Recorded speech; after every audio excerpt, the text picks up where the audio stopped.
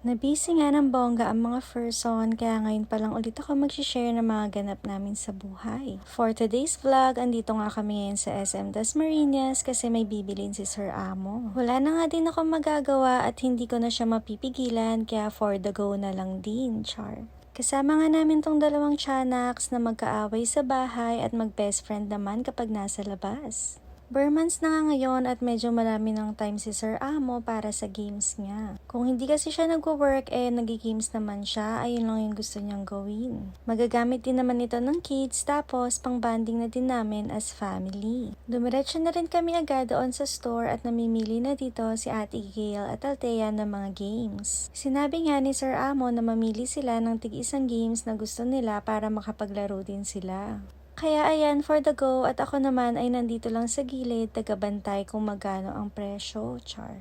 Hindi lang pala games at consoles ang mabibili mo dito. Madami din sila iba't ibang tinda katulad ng mga keyboards, mouse at mga kailangan nyo sa office. May mga headphones at controllers din silang available dito. Sa sobrang dami nga ng magagandang games dito nahihirapan ng pumili yung dalawang tiyanaks. At pagkabalik ko nga pila-pila na yung mga napili nila.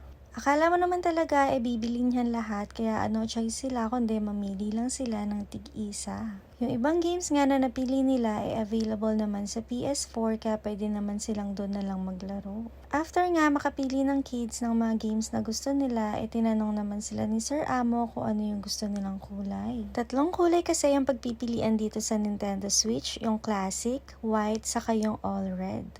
For me, maganda yung all white kasi babagay siya doon sa TV rack namin.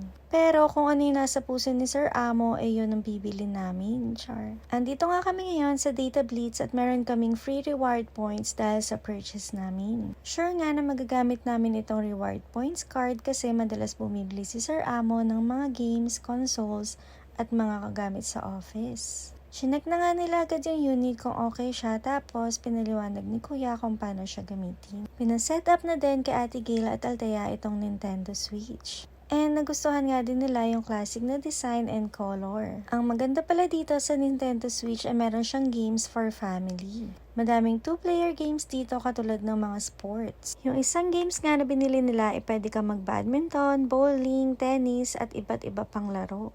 Meron ding kit na nakita dito si Ate Gail pero siguro next time na lang kasi medyo pricey siya. Sana nga itong Nintendo Switch ang magpa-best friend sa kanila kapag nasa loob naman sila ng bahay. Char. Mas madaming ang time ngayon si Sir Amo kaya ibig sabihin more alis, more fun. Kaya nga pala siya pumili nito para kahit umalis kami pwede siyang mag-games. Minsan din kapag nasa labas kami para hindi siya mainip. Itatry ko nga bukas kung effective ba to at magpapasama ako kay Sir Amo sa ukay. Char.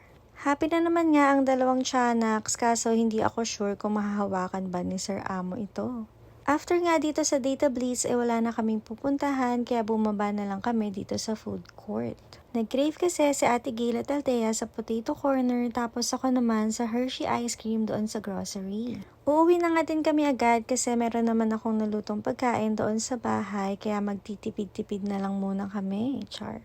Sa sobrang busy nga ng kids sa mga schools nila, sa ganitong banding masaya na rin kami. Lalabas lang kami saglit, may bibilin tapos kakain ng konti, okay na sa amin at nakapag-banding na din kami. Eto na nga yung ganap namin for today mga pretties. Ayun lang muna. Bye!